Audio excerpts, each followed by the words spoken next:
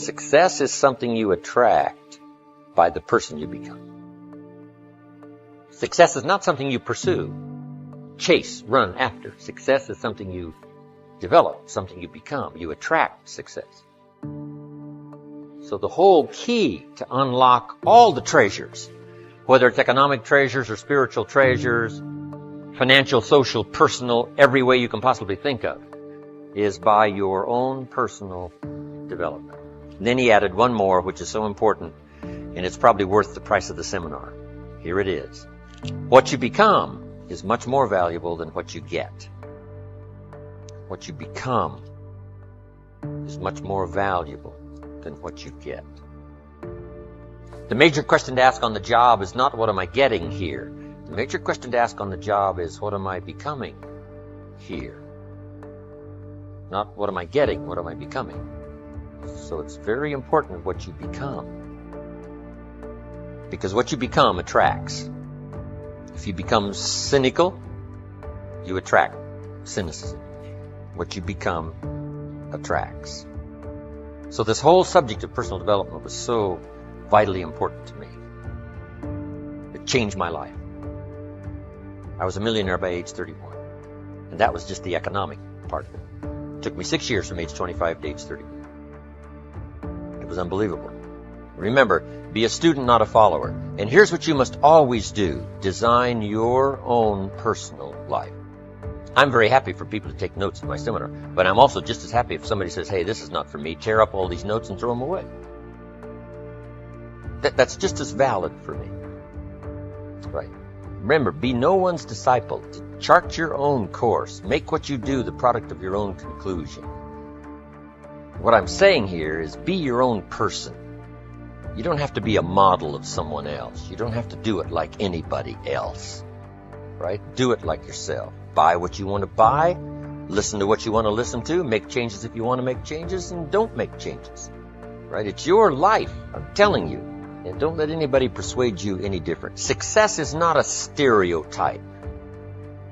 Success is not a Ferrari. Success is not an automobile. It's not a house. It's not a place. It's not money in the bank. It's not $1 million. That's not success.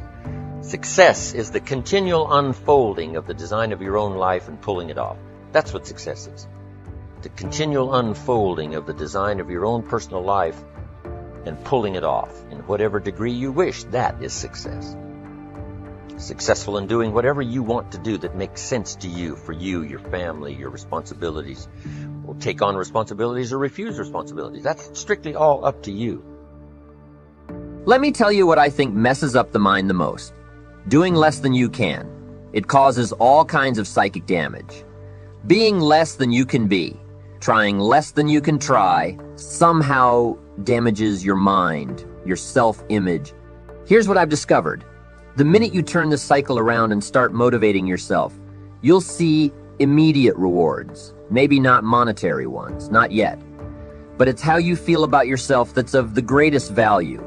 Discover all you can do. See how much you can earn, how much you can share, how much you can start, how much you can finish, how far you can reach, and how far you can extend your influence.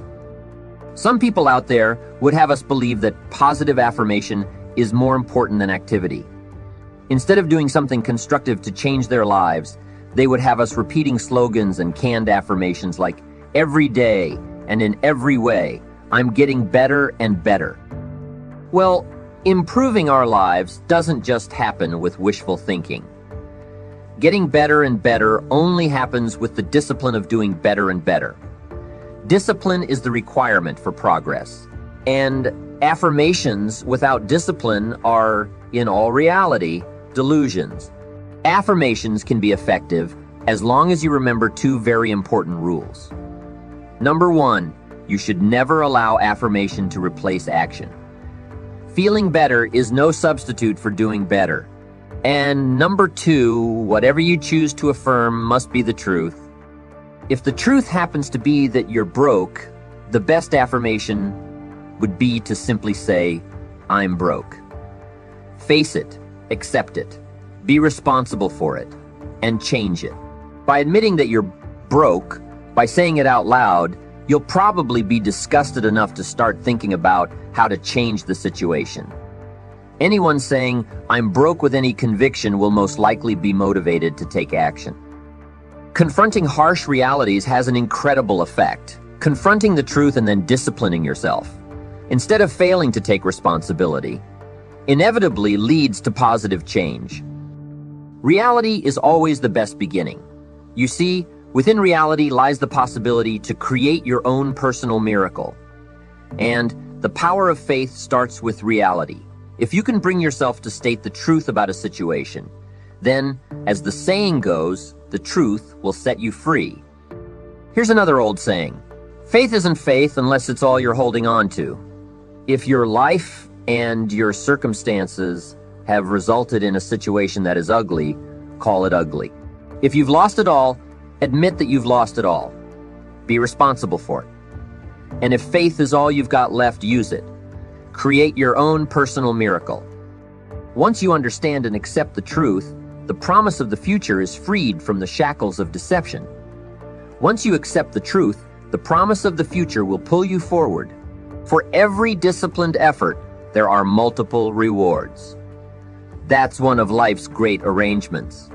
In fact, it's an extension of that biblical law that says that if you sow well, you will reap well. Here's a unique part of the law of sowing and reaping. Not only does it suggest that we'll all reap what we've sown, it also suggests that we'll reap much more. Life is full of laws that both govern and explain behaviors, but this may well be the major law we need to understand. For every disciplined effort, there are multiple rewards. What a concept! If you render unique service, your reward will be multiplied. If you're fair and honest and patient with others, your reward will be multiplied.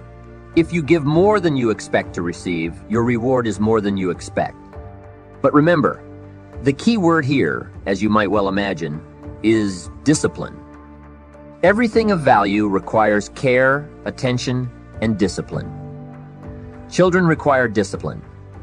They must have a structure built for them. They must have boundaries to work within so they feel secure and comfortable to explore and grow. They must learn to recognize what's right and what's wrong, what's acceptable behavior and what's not acceptable. Children require constant and consistent discipline. Otherwise, they'll be confused as to how they're supposed to behave. Likewise, our thoughts require discipline. We must consistently determine our inner boundaries and our codes of conduct, or our thoughts will be confused. And if our thoughts are confused, we will become hopelessly lost in the maze of life. Confused thoughts produce confused results. Remember the law. For every disciplined effort, there are multiple rewards. Learn the discipline of writing a card or a letter to a friend. Learn the discipline of paying your bills on time, arriving to appointments on time, or using your time more effectively. Learn the discipline of paying attention, or paying your taxes, or paying yourself. Learn the discipline of having regular meetings with your associates, or your spouse, or your child, or your parent. Learn the discipline of learning all you can learn, of teaching all you can teach, of reading all you can read. For each discipline, multiple rewards. For each book, new knowledge. For each success, new ambition. For each challenge, new understanding. For each failure, new determination. Life is like that. Even the bad experiences of life provide their own special contribution. But a word of caution here for those who neglect the need for care and attention to life's disciplines. Everything has its price. Everything affects everything else.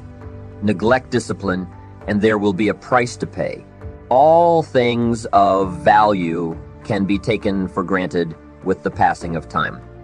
That's what we call the law of familiarity.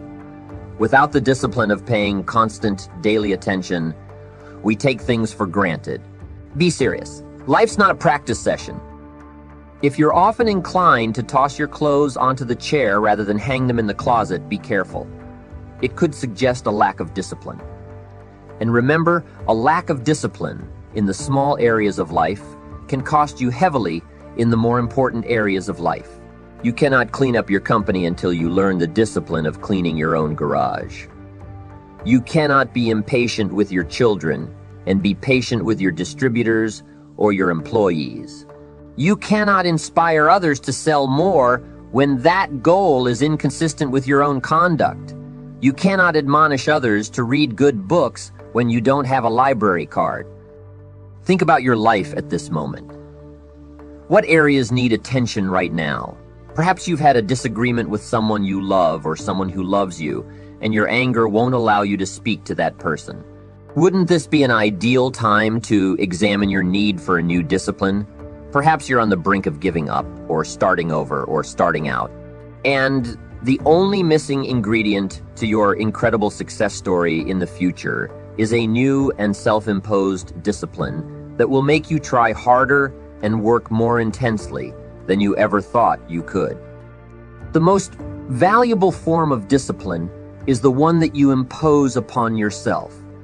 Don't wait for things to deteriorate so drastically that someone else must impose discipline into your life. Wouldn't that be tragic? How could you possibly explain the fact that someone else thought more of you than you thought of yourself, that they forced you to get up early and get out into the marketplace when you could have been content to let success go to someone else who cared more about themselves? Your life, my life, the life of each one of us is going to serve as either a warning or an example. A warning of the consequences of neglect, self-pity, lack of direction and ambition.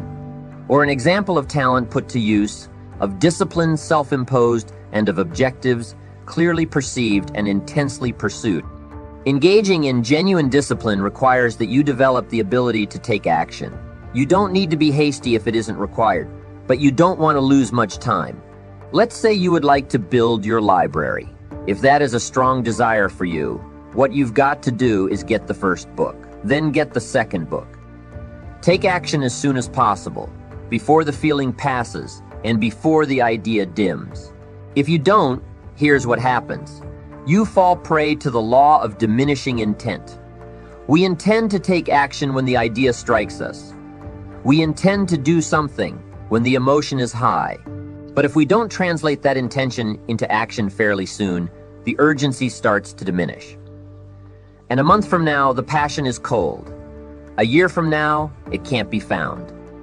So, take action. Set up a discipline when the emotions are high and the idea is strong, clear, and powerful.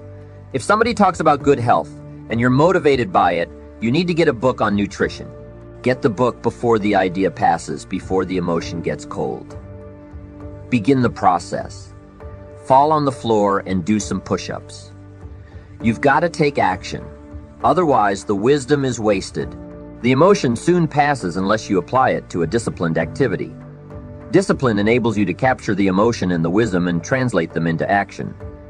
The key is to increase your motivation by quickly setting up the disciplines. By doing so, you've started a whole new life process. Here's the greatest value of discipline: self-worth, also known as self-esteem. Many people who are teaching self-esteem these days don't connect it to discipline. But once we sense the least lack of discipline within ourselves, it starts to erode our psyche. One of the greatest temptations is to just ease up a little bit. Instead of doing your best, you allow yourself to do just a little less than your best. Sure enough, you've started in the slightest way to decrease your sense of self-worth. There's a problem with even a little bit of neglect. Neglect starts as an infection. If you don't take care of it, it becomes a disease. And one neglect leads to another. Worst of all, when neglect starts, it diminishes our self-worth. Once this has happened, how can you regain your self-respect? All you have to do is start with the smallest discipline that corresponds to your own philosophy. Make the commitment. I will discipline myself to achieve my goals, so in the years ahead I can celebrate my successes.